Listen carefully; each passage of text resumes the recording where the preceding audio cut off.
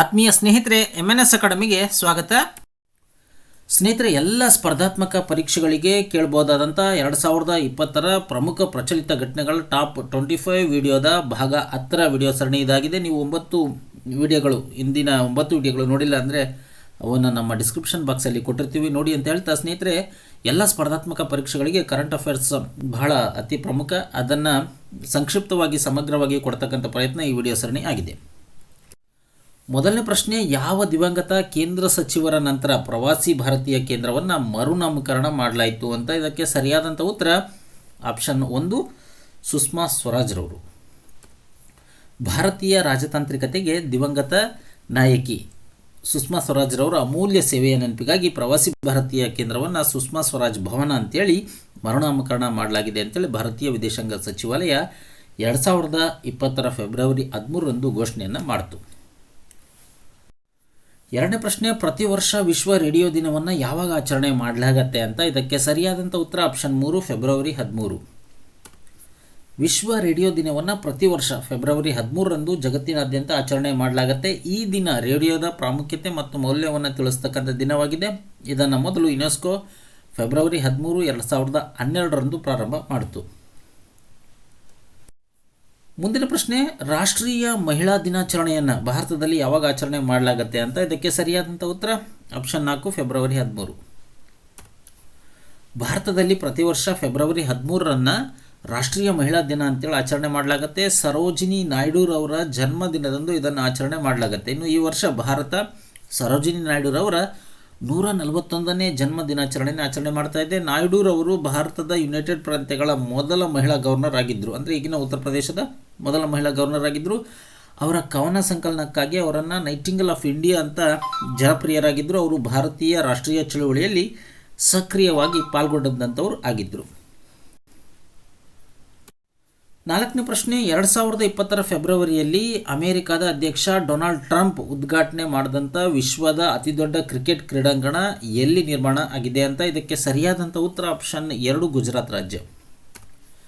ವಿಶ್ವದ ಅತಿದೊಡ್ಡ ಕ್ರಿಕೆಟ್ ಕ್ರೀಡಾಂಗಣ ಗುಜರಾತ್ನ ಮೊಟೇರಾದಲ್ಲಿ ನಿರ್ಮಾಣದ ಹಂತದಲ್ಲಿತ್ತು. ಇದನ್ನು ಸರ್ದಾರ್ ಪಟೇಲ್ ಕ್ರಿಕೆಟ್ ಕ್ರೀಡಾಂಗಣ ಅಂತ ಕರೆಯಲಾಗುತ್ತೆ. ಇಲ್ಲಿವರೆಗೆ ಮೆಲ್ಬರ್ನ್ ಕ್ರಿಕೆಟ್ ಕ್ರೀಡಾಂಗಣವನ್ನು ವಿಶ್ವದ ಅತಿದೊಡ್ಡ ಕ್ರಿಕೆಟ್ ಕ್ರೀಡಾಂಗಣವಂತ ಪರಿಗಣನೆ ಮಾಡಲಾಗಿತ್ತು. ಆದರೆ ಈಗ ಗುಜರಾತ್ನ ಮೊಟೇರಾ ಕ್ರೀಡಾಂಗಣ, ಇದನ್ನು ಸರ್ದಾರ್ ಪಟೇಲ್ ಕ್ರೀಡಾಂಗಣ ಅಂತ ಕರೆಯುತ್ತಾರೆ. ಇದು ವಿಶ್ವದ ಅತ್ಯಂತ ದೊಡ್ಡ ಕ್ರಿಕೆಟ್ ಕ್ರೀಡಾಂಗಣ ಆಗಿದೆ.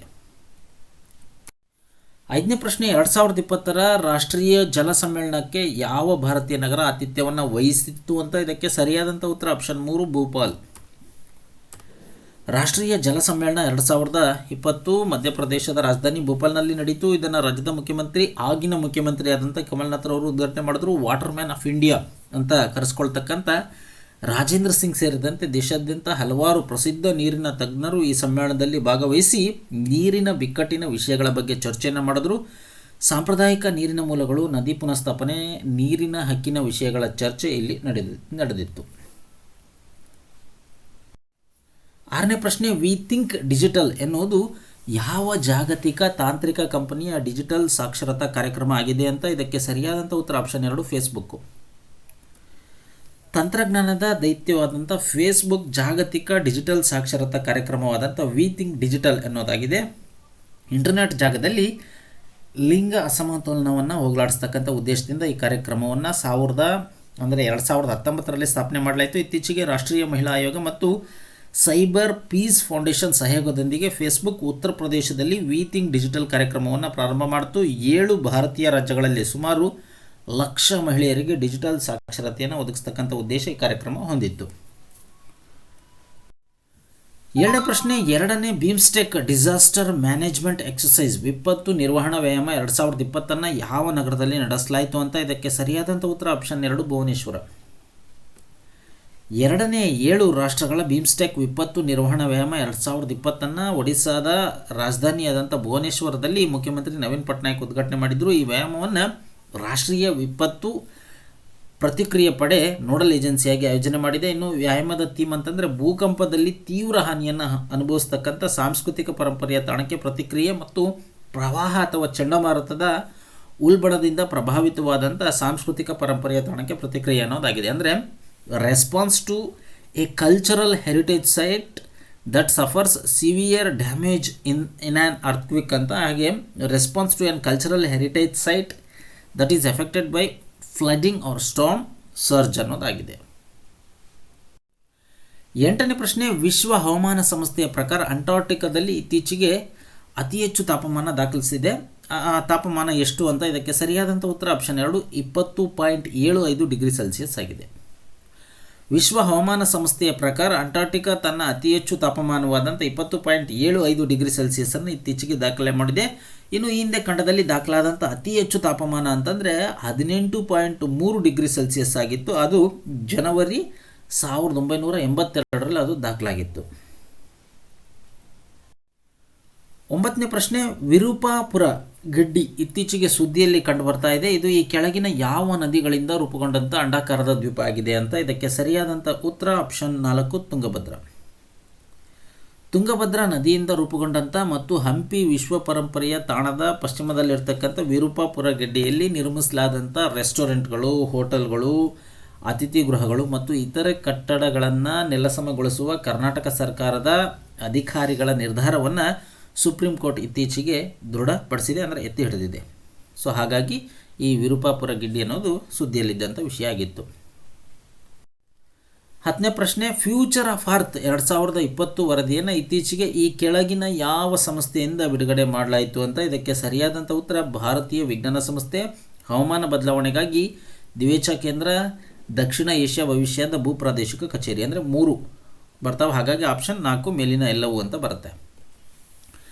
ಜಾಗತಿಕ ವ್ಯವಸ್ಥಿತ ಬಿಕ್ಕಟ್ಟನ್ನು ಸೃಷ್ಟಿಸುವ ರೀತಿಯಲ್ಲಿ ಪರಸ್ಪರ ಪ್ರಭಾವ ಬೀರತಕ್ಕಂಥ ಮತ್ತು ವರ್ಧಿಸುವ ಸಾಮರ್ಥ್ಯವನ್ನು ಹೊಂದಿರತಕ್ಕಂಥ 5 ಜಾಗತಿಕ ಅಪಾಯಗಳನ್ನು ದಿ ಫ್ಯೂಚರ್ ಆಫ್ ಅರ್ತ್ 2020 ಪಟ್ಟಿ ಮಾಡಿದೆ. ಇದನ್ನು ಇತ್ತೀಚೆಗೆ ದಕ್ಷಿಣ ಏಷ್ಯಾ ಭವಿಷ್ಯದ ಭೂಪ್ರಾದೇಶಿಕ ಕಚೇರಿ, Divecha center for climate change and Indian Institute of Science ಬಿಡುಗಡೆ ಮಾಡಿದೆ.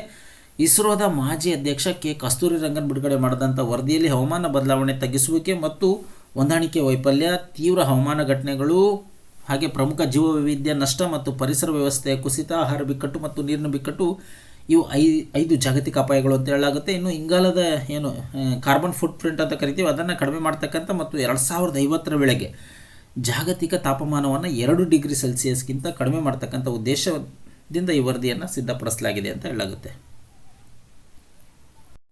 11ನೇ ಪ್ರಶ್ನೆ, ಗ್ಲೋಬಲ್ ಫ್ಯೂಚರ್ ವರದಿಯನ್ನು ಇದರಿಂದ ಬಿಡುಗಡೆ ಮಾಡಲಾಯಿತು ಅಂತ. ಇದಕ್ಕೆ ಸರಿಯಾದಂಥ ಉತ್ತರ ಆಪ್ಷನ್ 4 ಮೇಲಿನ ಎಲ್ಲ. ಇತ್ತೀಚೆಗೆ ಗ್ಲೋಬಲ್ ಫ್ಯೂಚರ್ ವರದಿಯನ್ನು world wide fund for nature WWF ಹಾಗೆ ಗ್ಲೋಬಲ್ ಟ್ರೇಡ್ ಅನಾಲಿಸಿಸ್ ಪ್ರಾಜೆಕ್ಟ್ ಮತ್ತು ನ್ಯಾಚುರಲ್ ಕ್ಯಾಪಿಟಲ್ ಪ್ರಾಜೆಕ್ಟ್ ಜಂಟಿಯಾಗಿ ಬಿಡುಗಡೆ ಮಾಡಿತು. ವರದಿಯ ಪ್ರಕಾರ 2050ರ ವೇಳೆಗೆ ವಿಶ್ವದ ಆರ್ಥಿಕತೆ ಒಟ್ಟು 10 ಟ್ರಿಲಿಯನ್ ನಷ್ಟವನ್ನು ಅನುಭವಿಸುತ್ತೆ ಅಂತ ಹೇಳಲಾಗ್ತಿದೆ. ಇನ್ನು ವಿಶ್ವ ಹೆಚ್ಚು ಸುಸ್ಥಿರ ಜೀವನ ವಿಧಾನವನ್ನು ಅಳವಡಿಸಿಕೊಂಡ್ರೆ 2050ರ ವೇಳೆಗೆ ವಾರ್ಷಿಕ ಜಾಗತಿಕ ಒಟ್ಟು ದೇಶೀಯ ಉತ್ಪನ್ನ 0.02% ಹೆಚ್ಚಾಗುತ್ತೆ ಅಂತ ವರದಿಯಲ್ಲಿ ಹೇಳಲಾಗಿದೆ. ಇನ್ನು ಪ್ರಕೃತಿಯ ನಷ್ಟವನ್ನು ತಡಿಲಿಕ್ಕೆ ನಾವು ತುರ್ತಾಗಿ ಕಾರ್ಯನಿರ್ವಹಣೆ ಮಾಡದೇ ಇದ್ದರೆ ವಿಶ್ವದ ಆರ್ಥಿಕ ಸಮೃದ್ಧಿಗೆ ಸಂಭವನೀಯ ಅಪಾಯಗಳು ಇದೆ ಅಂತ ಇದು ಹೇಳುತ್ತೆ. ಇನ್ನು 140 ದೇಶಗಳು ಮತ್ತು ಎಲ್ಲ ಪ್ರಮುಖ ಉದ್ಯಮ ಕ್ಷೇತ್ರಗಳಲ್ಲಿ ಪ್ರಕೃತಿಯ ಅವನತಿಯ ವೆಚ್ಚವನ್ನು ಲೆಕ್ಕಾಚಾರ ಮಾಡಲಿಕ್ಕೆ ಅಧ್ಯಯನ ಹೊಸ ಆರ್ಥಿಕ ಮತ್ತು ಪರಿಸರ ಮಾದರಿಯನ್ನು ಬಳಸಿದೆ ಇದು. 12ನೇ ಪ್ರಶ್ನೆ, ಪುಲ್ವಾಮಾ ದಾಳಿಯಲ್ಲಿ ಮೃತಪಟ್ಟಂಥ CRPF ಸಿಬ್ಬಂದಿಯ ಸ್ಮಾರಕವನ್ನು ಉದ್ಘಾಟನೆ ಮಾಡಿದಂಥ ಲೇತ್ಪೋರಾ ಯಾವ ರಾಜ್ಯ ಅಥವಾ ಕೇಂದ್ರಾಡಳಿತ ಪ್ರದೇಶದಲ್ಲಿದೆ ಅಂತ. ಇದಕ್ಕೆ ಸರಿಯಾದಂಥ ಉತ್ತರ ಆಪ್ಷನ್ 2 ಜಮ್ಮು ಕಾಶ್ಮೀರ. ಪುಲ್ವಾಮಾ ದಾಳಿಯಲ್ಲಿ ಮೃತಪಟ್ಟಂಥ 40 CRPF ಸಿಬ್ಬಂದಿಯ ಸ್ಮಾರಕವನ್ನು ಪುಲ್ವಾಮಾದ ಲೇತ್ಪುರಾ ಶಿಬಿರದಲ್ಲಿ ಇತ್ತೀಚೆಗೆ ಉದ್ಘಾಟನೆ ಮಾಡಲಾಯಿತು. ಕಳೆದ ವರ್ಷ ಪುಲ್ವಾಮಾದಲ್ಲಿ 40 ಕೇಂದ್ರ ಮೀಸಲು ಪೊಲೀಸ್ ಪಡೆ ಸಿಬ್ಬಂದಿ ಆತ್ಮಾಹುತಿ ಬಾಂಬ್ ದಾಳಿಯಿಂದ ಕೊಲ್ಲಲ್ಪಟ್ಟರು. ಹೊಸದಾಗಿ ಉದ್ಘಾಟನೆ ಮಾಡಿದಂಥ ಸ್ಮಾರಕದಲ್ಲಿ ಎಲ್ಲ 40 CRPF ಸಿಬ್ಬಂದಿಗಳ ಹೆಸರು ಮತ್ತು ಅವರ ಚಿತ್ರ ಅಲ್ಲಿ ಕೆತ್ತಲಾಗಿದೆ ಅದರ ಮೇಲೆ.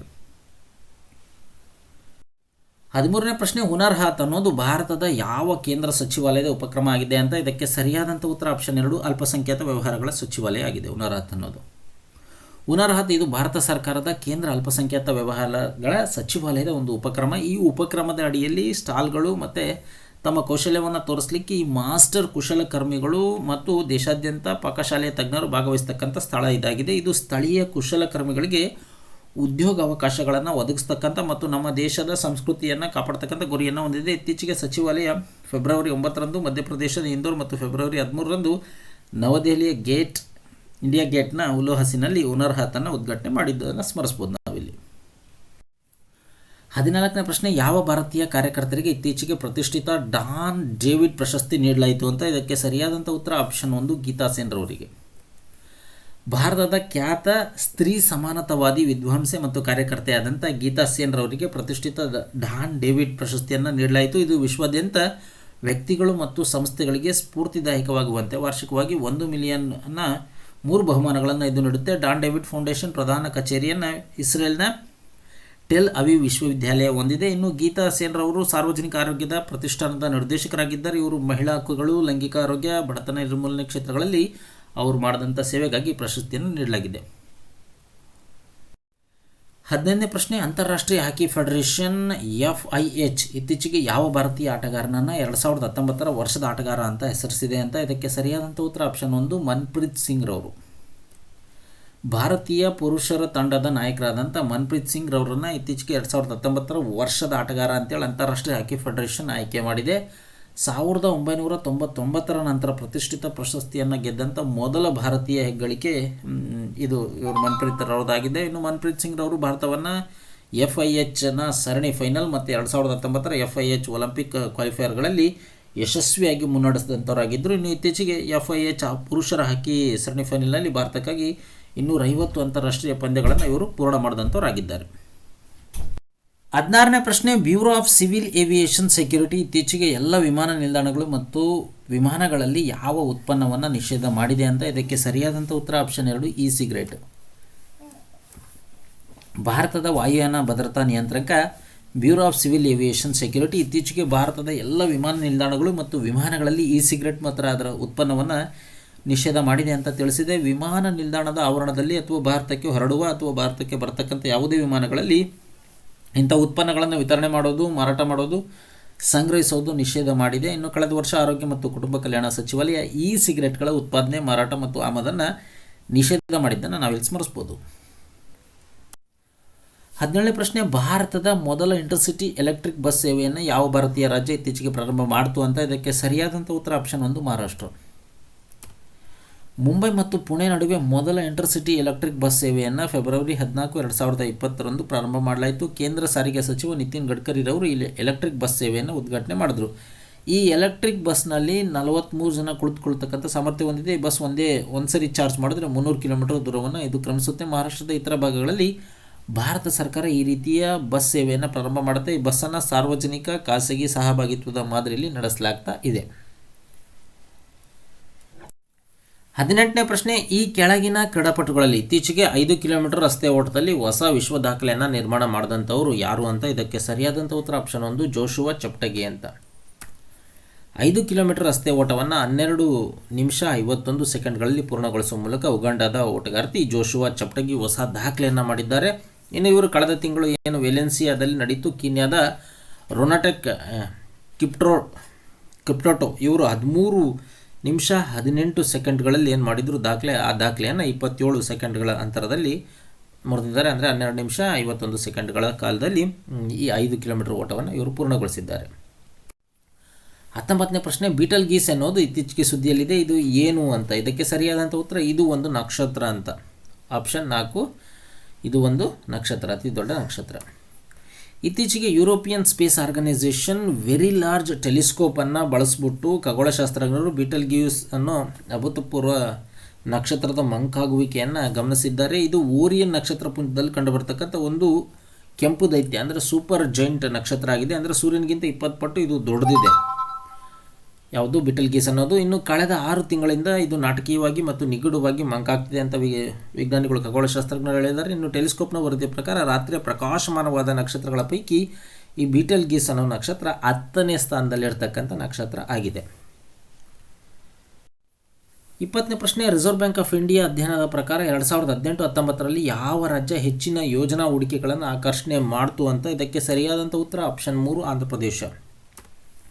ರಿಸರ್ವ್ ಬ್ಯಾಂಕ್ ಆಫ್ ಇಂಡಿಯಾದ ಇತ್ತೀಚಿನ ಅಧ್ಯಯನದ ಪ್ರಕಾರ 2018-19 ಅತಿ ಹೆಚ್ಚು ಯೋಜನೆ ಹೂಡಿಕೆಗಳನ್ನು ಆಕರ್ಷಿಸಿದಂಥ ರಾಜ್ಯಗಳ ಪಟ್ಟಿಯಲ್ಲಿ ಆಂಧ್ರ ಪ್ರದೇಶ ಅಗ್ರಸ್ಥಾನದಲ್ಲಿದೆ. 2018-19 ಮಂಜೂರಾದ ಯೋಜನೆಗಳ ಒಟ್ಟು ವೆಚ್ಚದಲ್ಲಿ ಆಂಧ್ರ ಪ್ರದೇಶ ಅತಿ ಹೆಚ್ಚು ಪಾಲನ್ನು ಅಂದರೆ 11.8% ಹೊಂದಿದೆ. ನಂತರ ತಮಿಳುನಾಡು, ಮಹಾರಾಷ್ಟ್ರ 2-3ನೇ ಸ್ಥಾನದಲ್ಲಿರ್ತಕ್ಕಂಥ ರಾಜ್ಯಗಳು ಆಗಿದ್ದಾವೆ. 21ನೇ ಪ್ರಶ್ನೆ, ಇತ್ತೀಚೆಗೆ ಸುದ್ದಿಯಲ್ಲಿದ್ದಂಥ ಕಂಬಳ ಯಾವ ರಾಜ್ಯದ ಸಾಂಪ್ರದಾಯಿಕ ಕ್ರೀಡೆಯಾಗಿದೆ ಅಂತ. ಇದಕ್ಕೆ ಸರಿಯಾದಂಥ ಉತ್ತರ ಆಪ್ಷನ್ 1 ಕರ್ನಾಟಕ. ಕಂಬಳ ಕರ್ನಾಟಕದ ಸಾಂಪ್ರದಾಯಿಕ ಕ್ರೀಡೆಯಾಗಿದೆ. ಇದರಲ್ಲಿ ರಾಜ್ಯದ ಕರಾವಳಿ ಜಿಲ್ಲೆಗಳ ಜನರು MS ಸ್ಪರ್ಧೆಯನ್ನು ನಡೆಸ್ತಾರೆ. ಇನ್ನು ಈ ದಕ್ಷಿಣ ಕನ್ನಡ ಜಿಲ್ಲೆಯ ಸ್ಥಳೀಯ ಸ್ಪರ್ಧೆಗಳಲ್ಲಿ ಒಬ್ಬರಾದಂಥ ಶ್ರೀನಿವಾಸ್ ಗೌಡರವರು ಕೇವಲ 13.62 ಸೆಕೆಂಡ್ಗಳಲ್ಲಿ 142.5 ಮೀಟ್ರ್ ಓಡಿದ್ರು. ಭಾರತದ ಕ್ರೀಡಾ ಪ್ರಾಧಿಕಾರ ಇವರಿಗೆ ಸೂಕ್ತವಾದ ಕೋರ್ಸನ್ನು ಅಂದರೆ ತರಬೇತಿಯನ್ನು ನೀಡೋದಾಗಿ ಘೋಷಣೆ ಮಾಡ್ತಾ, ಆದರೆ ಅವರು ಅದನ್ನು ನಿರಾಕರಣೆ ಮಾಡಿದರು ಶ್ರೀನಿವಾಸ್ ಗೌಡರವರು. 22ನೇ ಪ್ರಶ್ನೆ, ಯಾವ ಭಾಷೆ ವಿಶ್ವದ 3ನೇ ಹೆಚ್ಚು ಮಾತನಾಡೋ ಭಾಷೆ ಆಗಿದೆ ಅಂತ. ಇದಕ್ಕೆ ಸರಿಯಾದಂಥ ಉತ್ತರ ಆಪ್ಷನ್ 3 ಹಿಂದಿ.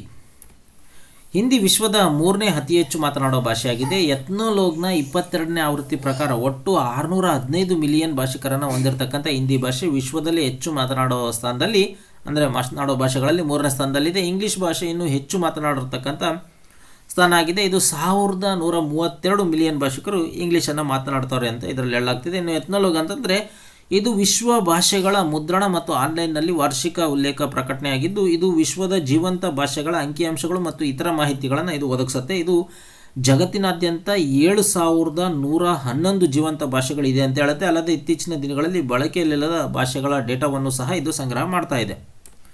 ಇನ್ನು ಸ್ಟಾಟಿಸ್ಟಿಕ್ಸ್ ನೋಡೋದಾದರೆ ಇಂಗ್ಲೀಷ್ ಅತ್ಯಂತ ಹೆಚ್ಚು ಮಾತನಾಡೋ ಭಾಷೆಯಾಗಿದೆ. ಇನ್ನು ಮ್ಯಾಂಡರಿನ್ ಅನ್ನೋ ಒಂದು ಭಾಷೆ ಅತ್ಯಂತ 2ನೇ ಸ್ಥಾನದಲ್ಲಿ ಮಾತನಾಡ್ತಕ್ಕಂಥ ಭಾಷೆಯಾಗಿದೆ. ಇನ್ನು 3ನೇ ಸ್ಥಾನದಲ್ಲಿ ಹಿಂದಿ ಇದ್ದರೆ, 4ನೇ ಸ್ಥಾನದಲ್ಲಿ ಸ್ಪ್ಯಾನಿಷ್, ನಂತರ ಫ್ರೆಂಚ್, ನೆಕ್ಸ್ಟ್ ಅರೇಬಿಕ್ 6ನೇ ಸ್ಥಾನದಲ್ಲಿ, 7ನೇ ಸ್ಥಾನದಲ್ಲಿ ಬೆಂಗಾಳಿ, 8ನೇ ಸ್ಥಾನದಲ್ಲಿ ರಷ್ಯಾ, 9ನೇ ಸ್ಥಾನದಲ್ಲಿ ಪೋರ್ಚುಗೀಸ್ ಭಾಷೆ ಆದರೆ 10ನೇ ಸ್ಥಾನದಲ್ಲಿ ಇಂಡೋನೇಷಿಯನ್ ಭಾಷೆ ಇದೆ. 23ನೇ ಪ್ರಶ್ನೆ, ಲಾರ್ಕಾಸೆರಿನ್ ಎಂಬುದು ಇತ್ತೀಚೆಗೆ ಸುದ್ದಿಯಲ್ಲಿ ಕಂಡುಬರ್ತಕ್ಕಂಥ ಔಷಧಿಯಾಗಿದ್ದು ಈ ಕೆಳಗಿನ ಯಾವ ಉದ್ದೇಶಗಳಿಗಾಗಿ ಬಳಸಲಾಗುತ್ತೆ ಅಂತ. ಇದಕ್ಕೆ ಸರಿಯಾದಂಥ ಉತ್ತರ ಆಪ್ಷನ್ 2 ತೂಕ ಇಳಿಸ್ತಕ್ಕಂಥ ಔಷಧಿ. ಇದು ತೂಕ ಇಳಿಸ್ತಕ್ಕಂಥ ಔಷಧಿವಾದಂಥ ಲೋರ್ಕಾಸೆರಿನ್ ಅನ್ನೋ ಔಷಧಿಯ ಬಳಕೆಯ ವಿರುದ್ಧ ಭಾರತೀಯ ವೈದ್ಯರು ಎಚ್ಚರಿಕೆಯನ್ನು ನೀಡಿದ್ದಾರೆ. ಅಮೆರಿಕದ ಆಹಾರ ಮತ್ತು ಔಷಧ ಆಡಳಿತ ಇತ್ತೀಚೆಗೆ ಕ್ಯಾನ್ಸರ್ ಸಂಭವನೀಯ ಅಪಾಯಕ್ಕೆ ಇದು ಕಾರಣ ಆಗುತ್ತೆ ಈ ಲೋರ್ಕಾಸೆರಿನ್ ಔಷಧಿ ಅಂತ ಹೇಳಿದ್ದಾರೆ. ಇನ್ನು ಕ್ಯಾನ್ಸರ್ ಅಪಾಯದ ಕಾರಣ ಫುಡ್ ಆ್ಯಂಡ್ ಡ್ರಗ್ ಅಡ್ಮಿನಿಸ್ಟ್ರೇಷನ್ ಎಚ್ಚರಿಕೆ ನಂತರ ಮಾರುಕಟ್ಟೆಯಿಂದ ಲಾರ್ಕಾಸೆರಿನನ್ನು US ಇಂದಕ್ಕೆ ಪಡೆದಿದೆ. 24ನೇ ಪ್ರಶ್ನೆ, 2020ರಲ್ಲಿ 13 ಫಿಲ್ಮ್ಫೇರ್ ಪ್ರಶಸ್ತಿಗಳನ್ನು ಗೆದ್ದಂಥ ಏಕೈಕ ಬಾಲಿವುಡ್ ಚಿತ್ರ ಯಾವುದು ಅಂತ. ಇದಕ್ಕೆ ಸರಿಯಾದಂಥ ಉತ್ತರ ಆಪ್ಷನ್ 4 ಗಲ್ಲಿಬಾಯ್. ಇಬ್ಬರು ರ್ಯಾಪ್ ಗಾಯಕರ ಜೀವನವನ್ನು ಆಧರಿಸಿದಂಥ ಬಾಲಿವುಡ್ ಚಲನಚಿತ್ರ ಗಲ್ಲಿಬಾಯ್ 13 ಫಿಲ್ಮ್ಫೇರ್ ಪ್ರಶಸ್ತಿಗಳನ್ನು ಗೆಲ್ಲುವ ಮೂಲಕ ಇತಿಹಾಸವನ್ನು ರಚನೆ ಮಾಡಿತು. ಈ ಚಿತ್ರ ಎಲ್ಲ 13 ವಿಭಾಗಗಳಲ್ಲಿ ಪ್ರಶಸ್ತಿಯನ್ನು ಗೆಲ್ತು. ಅತ್ಯುತ್ತಮ ಚಲನಚಿತ್ರ ವಿಭಾಗ, ಇನ್ನು ಅತ್ಯುತ್ತಮ ನಿರ್ದೇಶಕದಲ್ಲಿ ಝೋಯಾ ಅಖ್ತರ್ ಇದರ ನಿರ್ದೇಶಕರು, ಇನ್ನು ರಣವೀರ್ ಸಿಂಗ್ ನಟ ಅತ್ಯುತ್ತಮ ನಟ, ಆಲಿಯಾ ಭಟ್ ಅತ್ಯುತ್ತಮ ನಟಿ ಪ್ರಶಸ್ತಿ, ಹಾಗೆ ಪೋಷಕ ನಟ ಪಾತ್ರ ಪುರುಷ ಮತ್ತು ಸ್ತ್ರೀ ಅದು ಸಹ ಈ ಸಿನಿಮಾ ಗೆದ್ದಿದೆ. ಇನ್ನು ಅತ್ಯುತ್ತಮ ಸಂಗೀತ ಆಲ್ಬಮ್ ಮತ್ತು ಅತ್ಯುತ್ತಮ ಸಾಹಿತ್ಯಕ್ಕೂ ಸಹ ಈ ಸಿನಿಮಾ ಪ್ರಶಸ್ತಿಯನ್ನು ಪಡ್ಕೊಂಡಿದೆ. 25ನೇ ಪ್ರಶ್ನೆ, ಭಾರತದಲ್ಲಿ ಪ್ರತಿ ವರ್ಷ ಮಣ್ಣಿನ ಆರೋಗ್ಯ ಕಾರ್ಡ್ ದಿನ ಸಾಯಿಲ್ ಹೆಲ್ತ್ ಕಾರ್ಡ್ ಡೇಯನ್ನು ಯಾವಾಗ ಆಚರಣೆ ಮಾಡಲಾಗುತ್ತೆ ಅಂತ. ಇದಕ್ಕೆ ಸರಿಯಾದಂಥ ಉತ್ತರ ಆಪ್ಷನ್ 2 ಫೆಬ್ರವರಿ 19. ಭಾರತ ಪ್ರತಿ ವರ್ಷ ಫೆಬ್ರವರಿ 19 ಮಣ್ಣಿನ ಕಾರ್ಡ್ ಆರೋಗ್ಯ ದಿನವನ್ನು ಆಚರಣೆ ಮಾಡುತ್ತೆ. ಏಕೆಂದರೆ ಪ್ರಧಾನಿ ನರೇಂದ್ರ ಮೋದಿರವರು ಫೆಬ್ರವರಿ 19, 2015ರಂದು ಮೊದಲ ಮಣ್ಣಿನ ಆರೋಗ್ಯ ಕಾರ್ಡನ್ನು ಪ್ರಾರಂಭ ಮಾಡಿದರು. ರೈತರು ತಮ್ಮ ಕೃಷಿ ಮಣ್ಣಿನ ಆರೋಗ್ಯದ ಬಗ್ಗೆ ವಿವರವಾದ ಮಾಹಿತಿಯನ್ನು ಇದರಿಂದ ಪಡಿಬೋದು. ಇನ್ನು 2015ರಲ್ಲಿ ಪ್ರಾರಂಭವಾದಂಥ ಮಣ್ಣಿನ ಆರೋಗ್ಯ ಕಾರ್ಡ್ ಯೋಜನೆ ಪ್ರಾರಂಭವನ್ನು ಆಚರಣೆ ಮಾಡಲಿಕ್ಕೆ 2020 ಫೆಬ್ರವರಿ 19ರಂದು ಭಾರತ ಮಣ್ಣಿನ ಆರೋಗ್ಯ ಕಾರ್ಡ್ ದಿನವನ್ನು ಆಚರಣೆ ಮಾಡಿತು. ಈ ಘಟನೆಯನ್ನು ಗುರುತಿಸಲಿಕ್ಕೆ ಕೇಂದ್ರ ಸರ್ಕಾರ ರೈತರಿಗೆ ನೈಸರ್ಗಿಕ ರಸಗೊಬ್ಬರಗಳ ಬಳಕೆಯ ಬಗ್ಗೆ ಅರಿವು ಮೂಡಿಸಲಿಕ್ಕೆ ವಿವಿಧ ಜಾಗೃತಿ ಕಾರ್ಯಕ್ರಮವನ್ನು ಆಯೋಜನೆ ಮಾಡುತ್ತೆ. ಅದಲ್ಲದೆ ಕೃಷಿ ಮಣ್ಣಿನ ಪ್ರಸ್ತುತ ಆರೋಗ್ಯ ಸ್ಥಿತಿಯನ್ನು ತಿಳಿಯಲಿಕ್ಕೆ ಸರ್ಕಾರಿ ಸಂಸ್ಥೆ ಹಲವಾರು ಮಣ್ಣಿನ ಮಾದರಿಗಳನ್ನು ಸಹ ಸಂಗ್ರಹಿಸುತ್ತೆ. ಸ್ನೇಹಿತರೆ, ಮುಂದಿನ ಪ್ರಚಲಿತ ವಿಡಿಯೋಗಳ ಟಾಪ್ 25 ವಿಡಿಯೋ ಸರಣಿಯೊಂದಿಗೆ, ಪ್ರಶ್ನೋತ್ತರಗಳ ಸರಣಿಯೊಂದಿಗೆ ಮತ್ತೆ ನಿಮ್ಮನ್ನು ಭೇಟಿಯಾಗ್ತೀವಿ. ಅಲ್ಲಿವರೆಗೂ ಎಲ್ಲರಿಗೂ ಧನ್ಯವಾದಗಳು. ನಮಸ್ಕಾರ.